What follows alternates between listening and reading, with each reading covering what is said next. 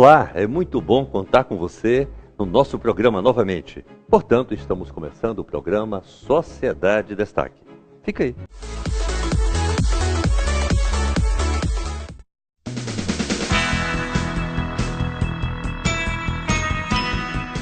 Mas ao terceiro dia o pregador voltou.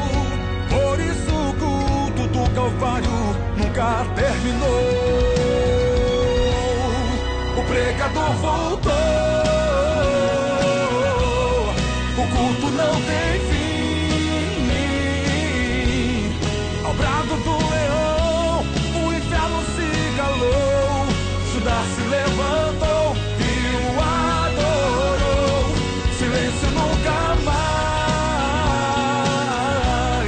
A cada dia a glória cresce mais. E ainda será maior quando finalmente a igreja e o céu forem um só. O seu corpo foi o pão, o seu sangue foi o vinho. Sozinho construiu o único caminho.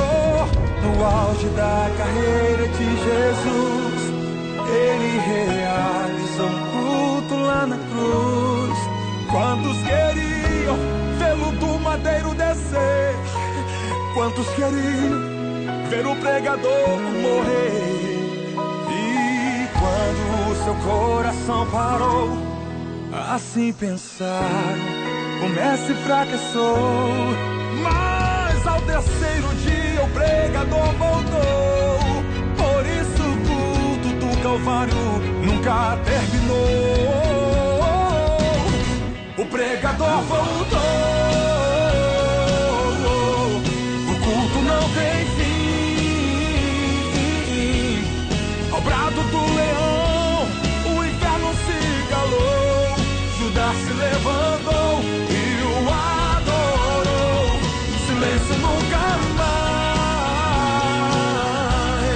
A cada dia a glória cresce mais. E ainda será maior quando finalmente a igreja e o céu forem um só. Oh, aleluia. No.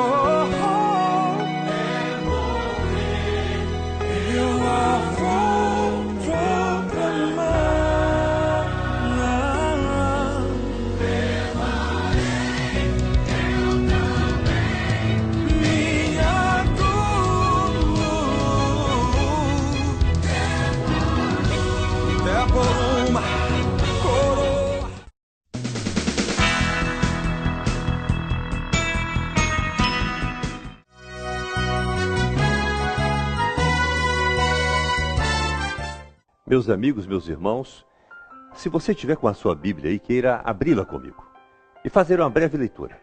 Eu quero ler o Evangelho de São João, capítulo 15, mais precisamente parte do versículo 16. Eu vou ler o versículo todo, mas eu quero destacar apenas a parte inicial. Diz o seguinte: não me escolheste vós a mim, mas eu escolhi a vós e vos nomeei, para que vades e deis fruto, e o vosso fruto permaneça, a fim de que tudo quanto em meu nome pedirdes ao Pai, Ele vos conceda. Veja você, a primeira parte desse versículo são palavras do próprio Senhor Jesus, não são palavras do apóstolo João, nem de outro profeta, não, são palavras de Jesus. E o que é que Jesus diz aqui? Olha, Ele está dizendo, olha, não foi vocês que escolheram a mim, foi eu que escolhi vocês. Na verdade, Jesus não escolheu você e deixou de escolher a mim. Na verdade, Jesus não escolheu A e não escolheu B. E quando você lê essa palavra, você pensa numa ideia de exclusão. Bom, então Jesus escolheu a mim e não escolheu fulano? Não, Jesus escolheu a todos. Jesus não exclui ninguém. É por isso que nesse mesmo evangelho, em João 3,16, a Bíblia diz, porque Deus amou o mundo de tal maneira, que deu seu Filho unigênito, para que todo aquele que nele crer não pereça, mas tenha vida eterna. Veja, o Evangelho, portanto, é abrangente e é includente. Ele não exclui ninguém. Então, quando Jesus disse, olha, não foi vocês que escolheram a mim, Foi eu que escolhi a vós. Ele não está dizendo que escolheu A e não escolheu B. Está dizendo que escolheu a todos. Agora, nós é que às vezes deixamos de escolher a Jesus. Mas ele escolheu a todos.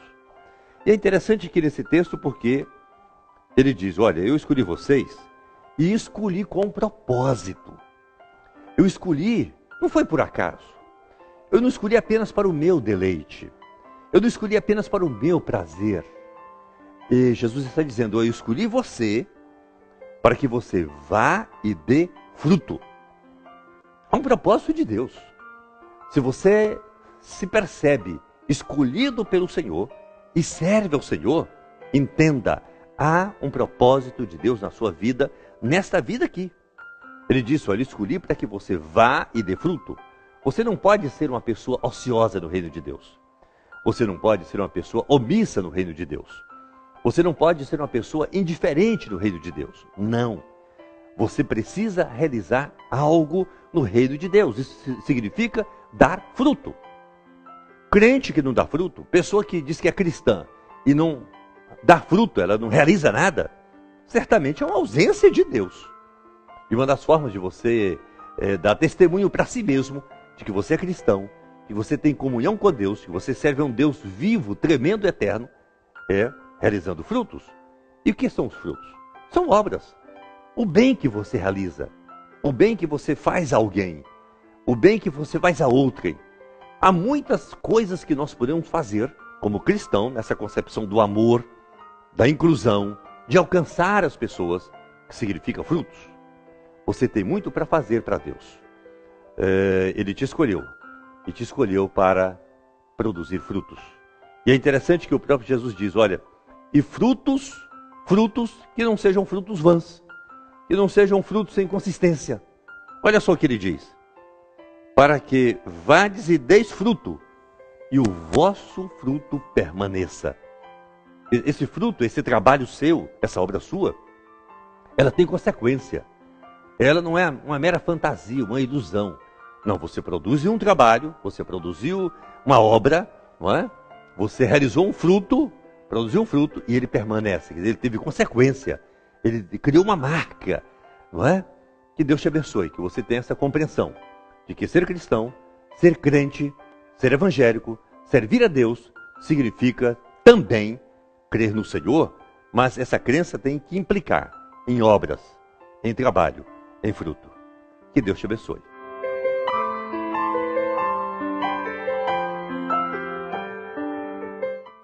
E agora eu quero orar por todos vocês que estão assistindo o programa Sociedade em Destaque. Pai bendito, mais uma vez eu intercedo ao Senhor. E sempre eu faço, Senhor, especialmente neste programa, no entendimento que milhares de pessoas estão assistindo o programa, desejosos, ó Pai, de ouvir a Tua palavra e de ser abençoados por Ti, pela palavra e pela oração. Pai querido, que cada crente, cada cristão que está assistindo este programa, se sinta fortalecido pela palavra que foi ministrada agora, Senhor. E sinta na necessidade de ter atitudes, ações que impliquem em frutos, em obras, em favor das pessoas, crentes ou não, em favor do Teu reino, Senhor. E que esses frutos permaneçam, que eles tenham consequência. Pai querido, use, portanto, cada uma dessas pessoas, porque eu sei que Tu tens propósito na vida delas. O Senhor não chama ninguém sem propósito. Que o Teu propósito se manifeste, se realize, que elas se sentem motivadas, ó Pai, para entender, para descobrir qual é o Teu propósito do reino, e elas desenvolvam este propósito. Perdoa os nossos pecados, guarde-nos, abençoe-nos, livra-nos do dia mau, e fica conosco em nome de Jesus. Amém.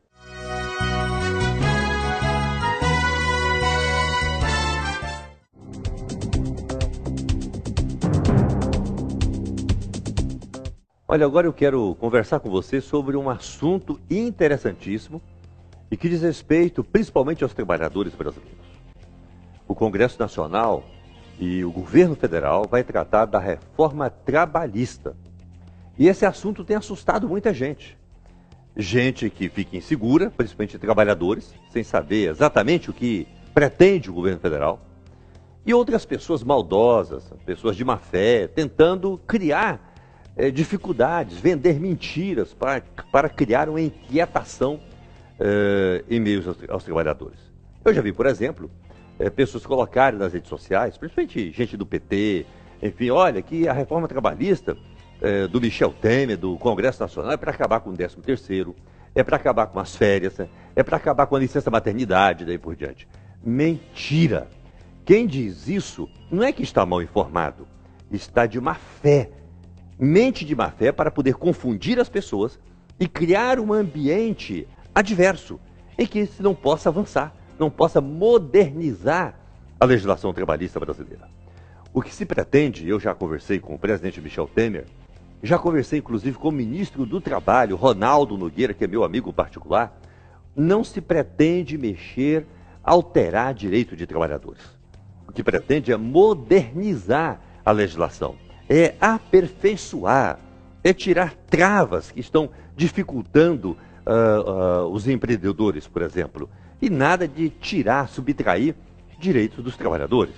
Ora, direitos, como eu fiz referência aqui, são direitos considerados cláusulas pétreas, aquilo que não pode ser alterado.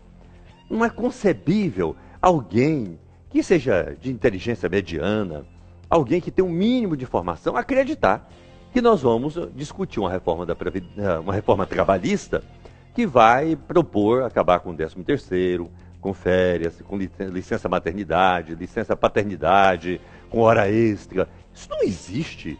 Não existe. Mas é muito importante, por isso mesmo, que você esteja acompanhando, que você esteja atento. Quando isso começar, a reforma trabalhista começar a ser debatida, enfim, que você esteja acompanhando nas redes sociais, acompanhando os debates, até para que você tenha segurança do que é que efetivamente será proposto e o que é que nós pretendemos votar para modernizar a legislação trabalhista. Mas não se deixe enganar com mentiras de má fé. Um abraço.